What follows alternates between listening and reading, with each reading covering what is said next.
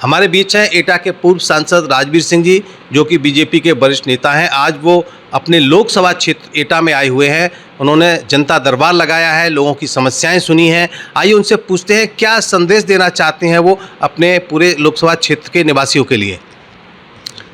देखिए, ऐसा है कि चुनाव जरूर हरा हूँ, लेकिन मैं नहीं हरा हूँ, मेरा कार्यकर्ता नहीं हरा है।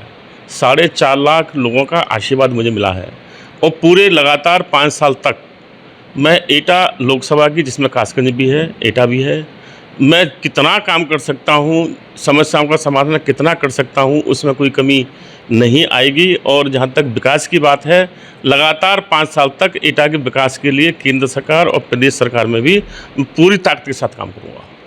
राजवीर सिंह जी, आपने एटा रेल विस्तार के लिए काफ़ी प्रयास किए अपने सांसद के कार्यकाल में।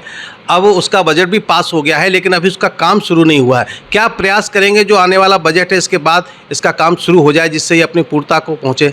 देखिए, मेरा प्रयास होगा कि इस बजट में भी उसके लिए और धन आवंटित हो, और मैं माननीय रेल मंत्री से भी मैं संपर्क करूँगा। अभी लोकसभा चलेगी तो यहाँ का काम जल्दी से जल्दी स्टार्ट हो, इसका मेरा अपना प्रयास होगा। आपने एटा लोकसभा का इलेक्शन भले ही हारा हो, लेकिन आप एटा की सेवा में ऐसे लगे हुए हैं। पहले जैसे ही आपका दौरा होता है, आप लोगों की समस्याएं सुनते हैं, तो क्या अपनी प्रजा के लिए ऐसे ही लड़ते रहेंगे चाहे कुछ भी हो? देखिए, सांसद रहना नहीं रहना ये कोई मायने नहीं रखता है। सेवा भाव जिसमें भी होगा वो कभी फेल नहीं होगा, और मैं हमेशा समर्पित भाव से एटा के लिए काम किया और आगे भी करूँगा। अभी उत्तर प्रदेश सरकार ने एक फरमान जारी किया है, जो कांवड़ यात्राएं हैं उनके मार्ग में जो दुकानें हैं उनमें उनके दुकान मालिकों के नेम पट्टिका लगाने का, इसका विपक्ष बहुत विरोध कर रहा है और कह रहा है कि ये जो धार्मिक रूप से जो है अलगाव पैदा करने वाला जो आदेश है, फरमान है, इस पर आप क्या कहेंगे? देखिए, विपक्ष के लोग ये आरोप लगा रहे हैं कि ये अलगाववाद की बात है, ये सरासर गलत है।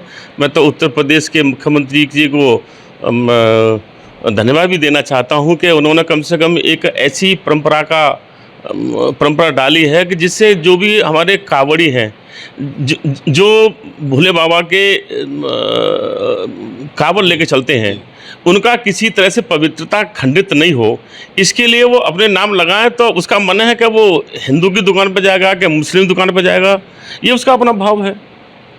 नहीं, लेकिन इसको एक संविधान के विरोध में भी लोग ले रहे हैं कि हम क्यों डिस्क्रिमिनेशन करें, ओपन मार्केट है, कहीं से कुछ ले सकता है। तो इसके पीछे धारणा जो बताई जा रही है कि जो मुस्लिम लोग हैं उनकी दुकान को चौपट किया जाए, उनकी आर्थिक स्थिति को चौपट किया जाए, इसलिए ये फरमान आया है। नहीं, ऐसा नहीं है। देखिए, सबका साथ सबका विकास का जो नारा प्रधानमंत्री जी ने दिया, उसके लिए सबसे ज़्यादा मकान हो, चाहे आवास हो, चाहे शिक्षा हो, चाहे पेंशन हो, चाहे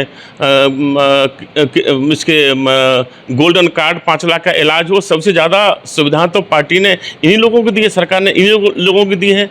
लेकिन कोई मुस्लिम समाज की दुकान है और कोई कावड़िया खाना खाना चाहता है, तो वहाँ मटन भी बनना है, चिकन भी बनना है और वहाँ वेज भी बनना है, तो ऐसी दुकानों पर लोग ना जाएं, अपना ईमान भ्रष्ट ना हो। इसके लिए उनको दिखाना चाहिए कि हमारे यहाँ क्या मिलेगा, ये दुकान किसकी है।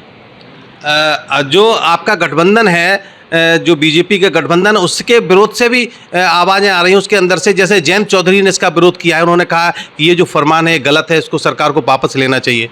इस पर क्या कहेंगे? अब देखिए, ये तो उनका सोच है, इसके बारे में मेरी कोई प्रतिक्रिया नहीं है। यानी सरकार के अंदर से भी, यानी जो आपका गठबंधन, उससे विरोध के सुर भर रहे हैं। अजय, उनसे ज़्यादा पूछेंगे तो ज़्यादा अच्छा है।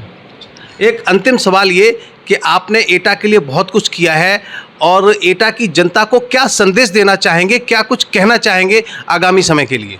देखिए, मैं जिस सांसद रहा, मैं उसी ताकत के साथ आज भी अपने यहाँ के लोगों के लिए मैं काम करूँगा। जिन्होंने वोट दिया, जिन्होंने वोट नहीं दिया, मेरे यहाँ इसका कोई अंतर नहीं है। किसी को जायज़ समस्या है, मैं उसको समाधान करने का प्रयास करूँगा।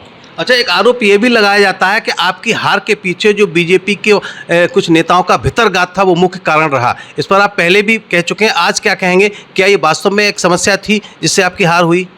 देखिए, इसके मामले में भितरघात है, कौन कौन से कारण रहे हैं, इसकी समीक्षा प्रदेश लेवल पे हो चुकी है, और जिसने जो कुछ किया है वो उसका पूरा का पूरा हिसाब किताब ऊपर पहुंच चुका है।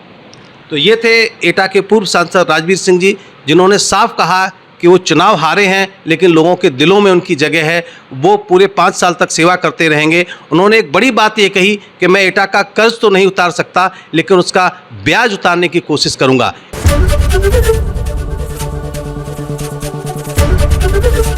एबीपी गंगा, खबर आपकी, जुबान आपकी।